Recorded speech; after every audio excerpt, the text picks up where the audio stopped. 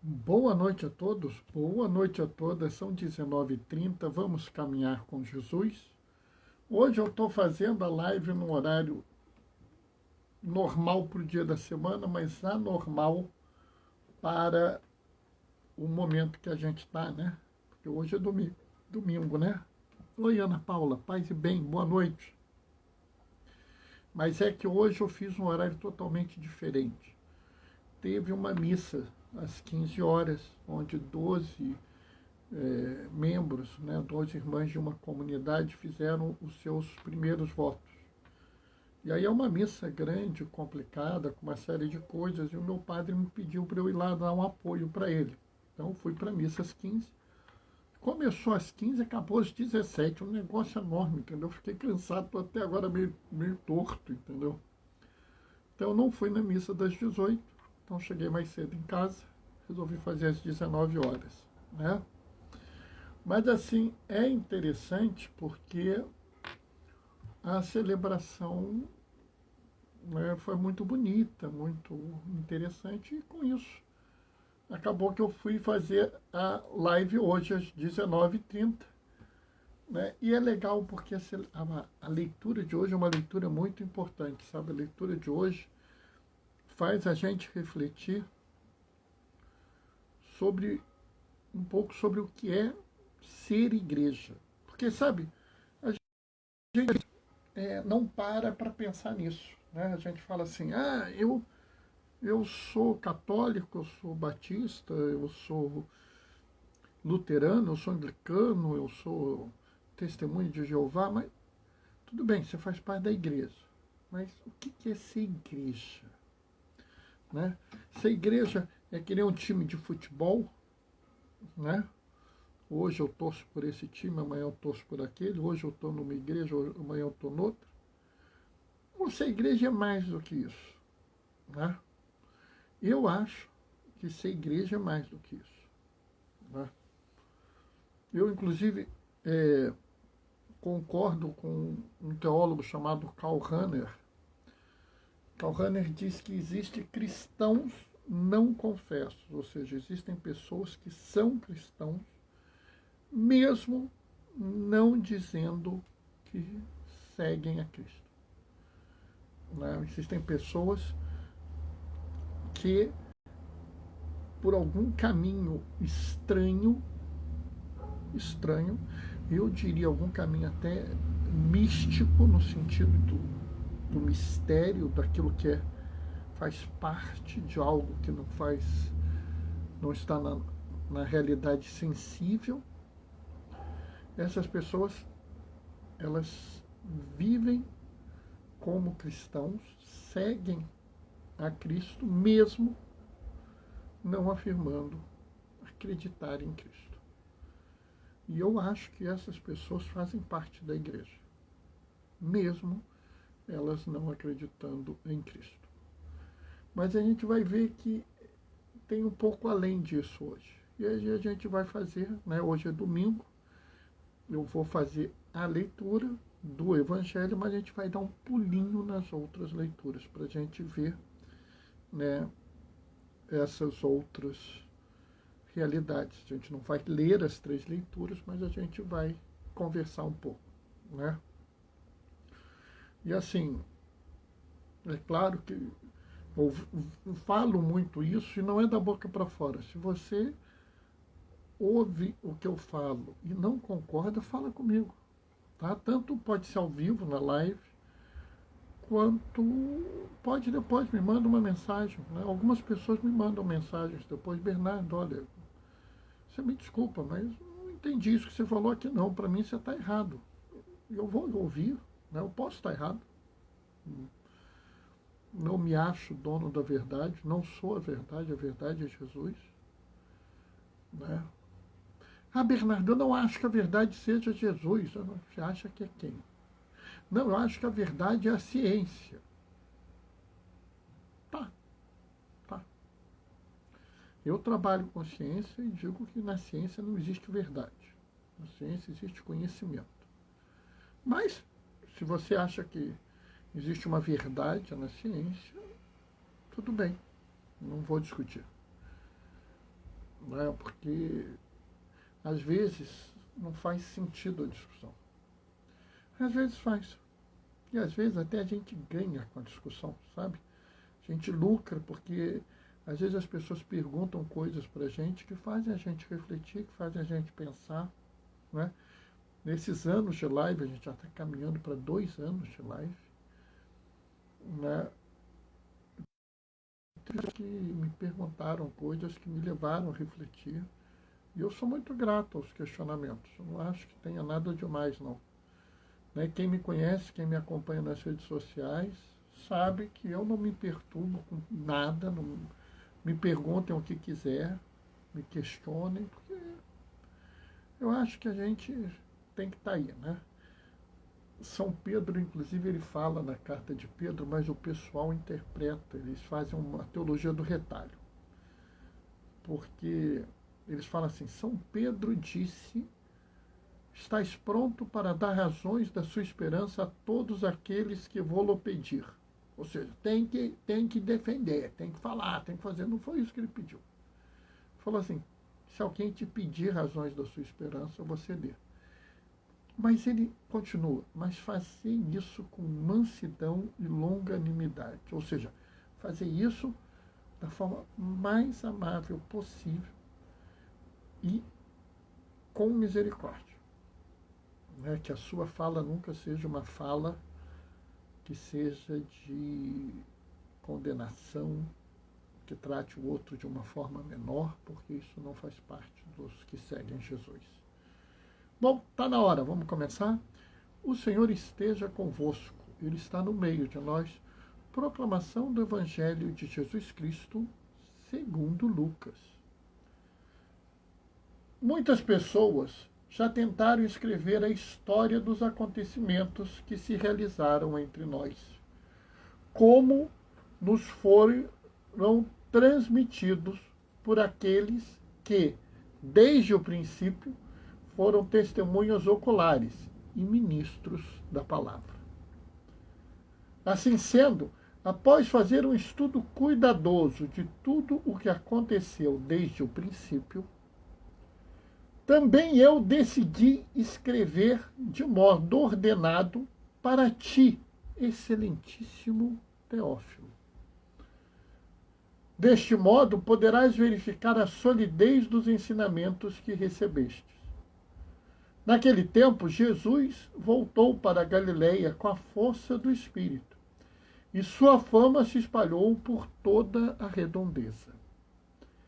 Ele ensinava nas sinagogas e todos o elogiavam. E veio à cidade de Nazaré, onde tinha sido criado. Conforme seu costume, entrou na sinagoga no sábado e levantou-se para fazer a leitura. Deram-lhe o livro do profeta Isaías. Abrindo o livro, Jesus achou a passagem que está escrito: O Espírito do Senhor está sobre mim, porque ele me consagrou com a unção para anunciar a boa nova aos pobres. Enviou-me para proclamar a libertação dos cativos e aos cegos recuperação da visão, para libertar os oprimidos e para proclamar um ano da graça do Senhor. Depois fechou o livro, entregou-o ao ajudante e sentou-se. Todos que estavam na sinagoga tinham os olhos fixos nele.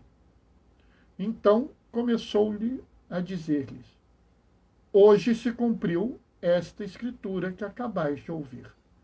Palavra da salvação.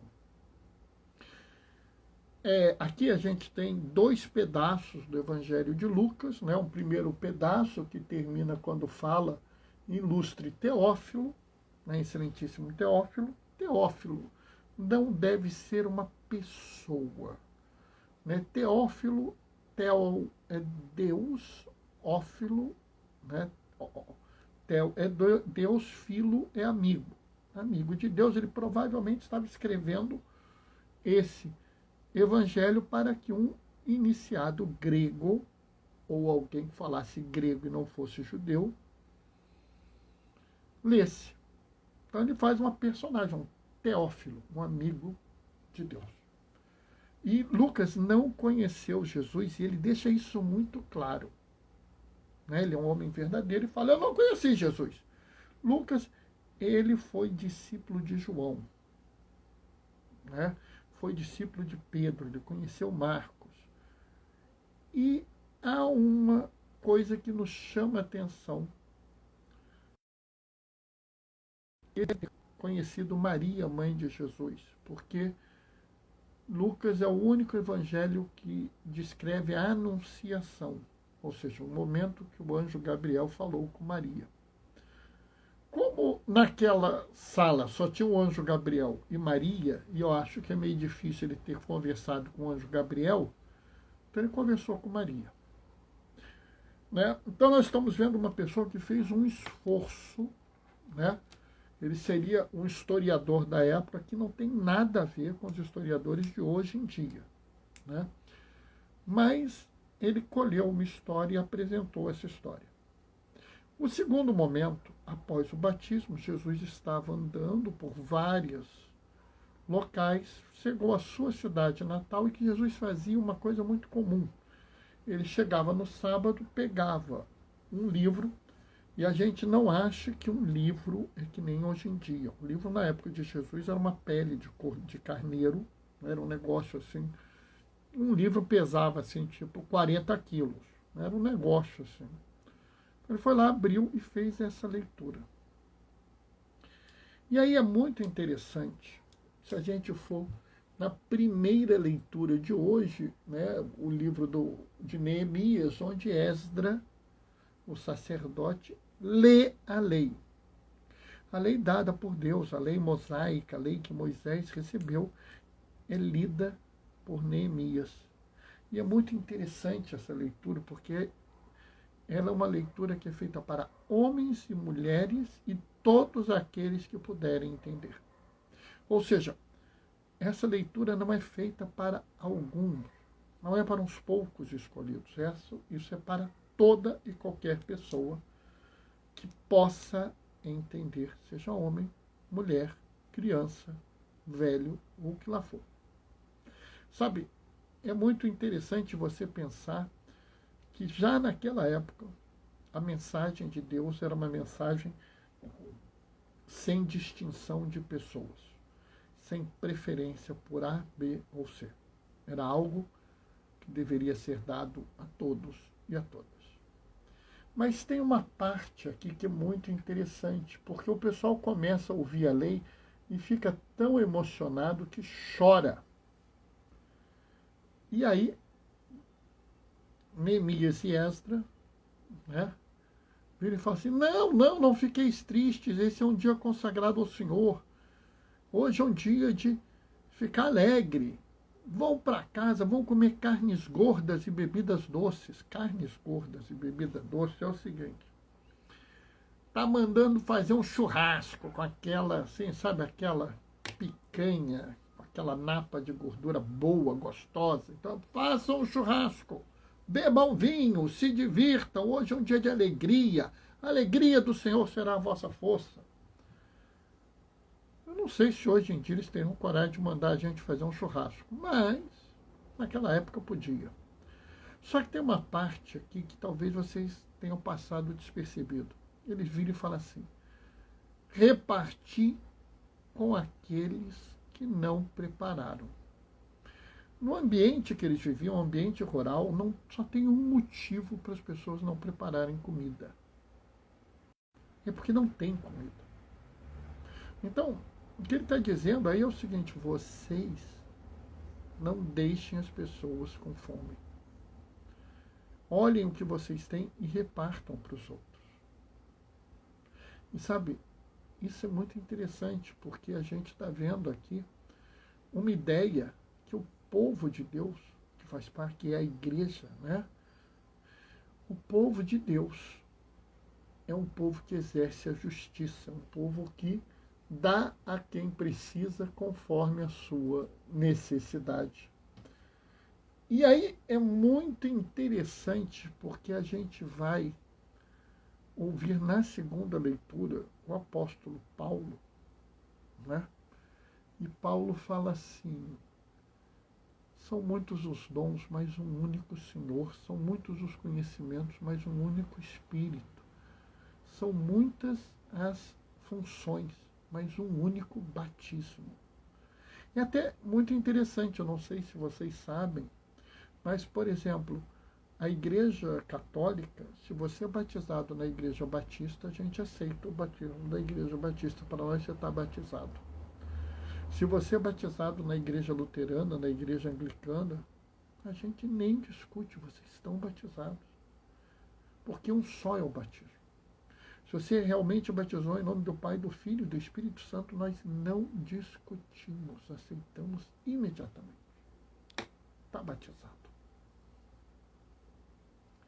É bonito isso, porque isso tem a ver com essa palavra. Com a palavra que é um só batismo. E é bonito também porque a gente tem que aprender o seguinte: alguns têm uns dons, outros têm outros. Na missa que eu participei hoje, tinha lá um coral, o pessoal cantava, um negócio lindo, maravilhoso. Eu não tenho coragem de cantar no microfone, porque eu tenho medo do pessoal sair correndo. Mas que bom, porque tem quem cante, tem quem reze, tem quem costure, tem quem cozinhe, tem quem faça a palavra, tem quem cuide dos outros. Vários somos um, cada um tem os seus dons, e todos os dons são dados para o bem comum. Quem falou isso? O tal de Paulo, não sou eu não. Os bens são dados pelo Espírito para o bem de todos. E por isso nós realizamos tudo em todos. Nós não realizamos tudo com o Bernardo, tudo com a Ana Paula, tudo com não sei quem. Nós realizamos tudo em todos. E aí é muito bonito porque chega um momento que Paulo fala assim: de fato, todos nós, judeus ou gregos, escravos ou livres, fomos batizados em um único Espírito, para formarmos um único corpo. E todos nós bebemos de um único Espírito.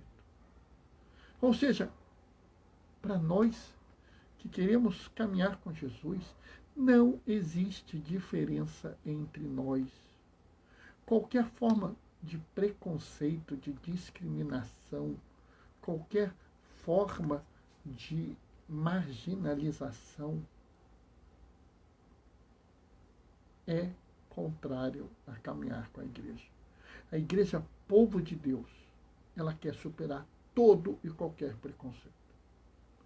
Sabe, eu vivo dizendo para as pessoas, de vez em quando alguém até vira para mim, e eu estava pensando isso hoje, porque de vez em quando as pessoas perguntam: Bernardo, mas como é que eu faço com isso? Como é que eu faço com aquilo? Como é que eu me posiciono nesse caso ou naquele caso? Se posicione com o Evangelho.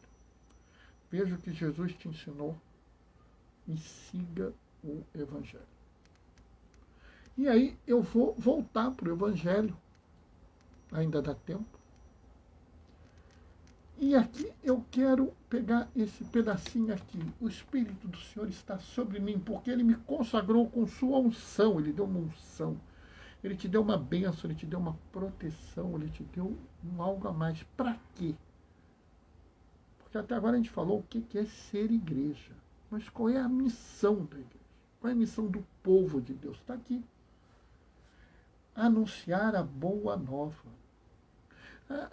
A visão da igreja é anunciar a boa nova, é que todos se convertam, tenham vida e vida eterna, vida plena.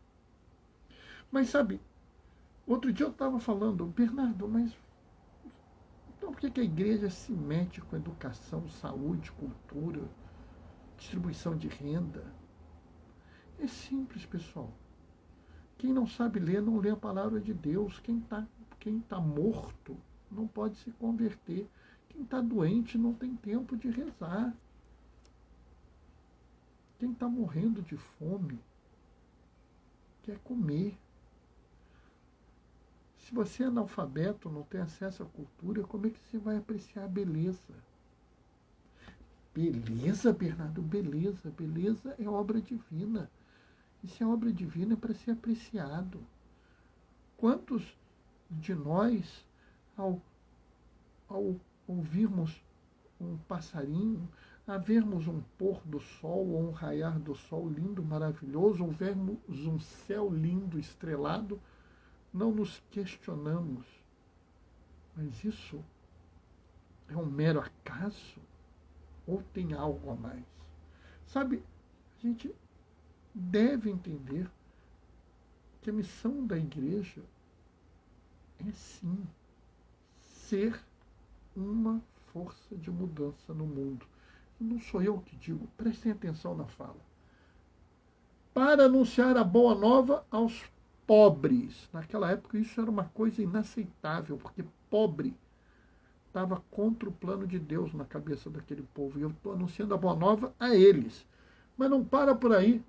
Proclamar a libertação dos cativos. Dar aos cegos a vista. O cego, na cabeça do judeu da época, era um pecador terrível, não podia nem ler a palavra de Deus, por isso ele ficou cego. E ele veio recuperar a vista. Ele veio falar para a margem da sociedade. Ele veio trazer aqueles que são desprezados. Não há senhor, nem escravo, não há grego, nem judeu. Olha aí. E diz mais, para libertar os oprimidos. O que oprime o povo hoje? É o desemprego, é a fome, é a falta de instrução, é a falta de saúde. E nós que somos igreja temos que libertar o povo da opressão. Não sou eu que estou falando isso, não sou eu, está aqui, profeta. Aqui Jesus lendo isso no Evangelho de Lucas. E pior, Jesus fala, hoje isso se cumpriu um ano da graça, um ano onde você revisa tudo. Sabe, a missão da igreja é trazer o reino de Deus à terra. E no reino de Deus existe vida plena. Não é meia vida, não é um pedacinho de vida, não é uma vida mais ou menos, é vida plena. Plena de saúde, plena de educação, plena de alimentação, plena de emprego, plena de realização pessoal. Sabe, é preciso que as pessoas tenham tempo para elas, tempo para a família delas. Tenham sim suas obrigações de emprego, mas tenham tempo para o seu divertimento, para a sua cultura e divertimento de qualidade. Ah, Bernardo, você está falando contra o que? Eu não estou falando contra nada, eu estou dizendo que as pessoas têm que ter acesso a isso.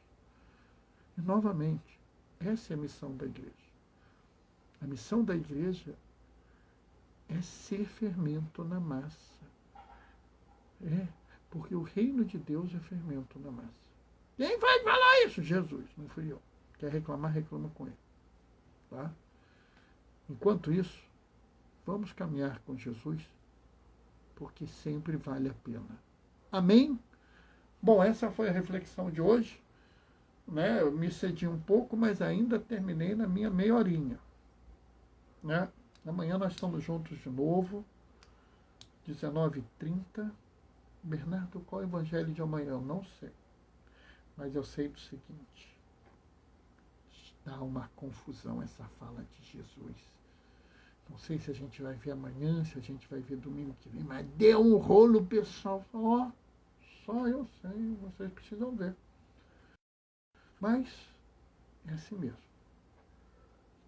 Seguir com Jesus às vezes dá confusão. Mas é uma confusão boa. Tá? Meu irmão, minha irmã, vou deixar minha bênção.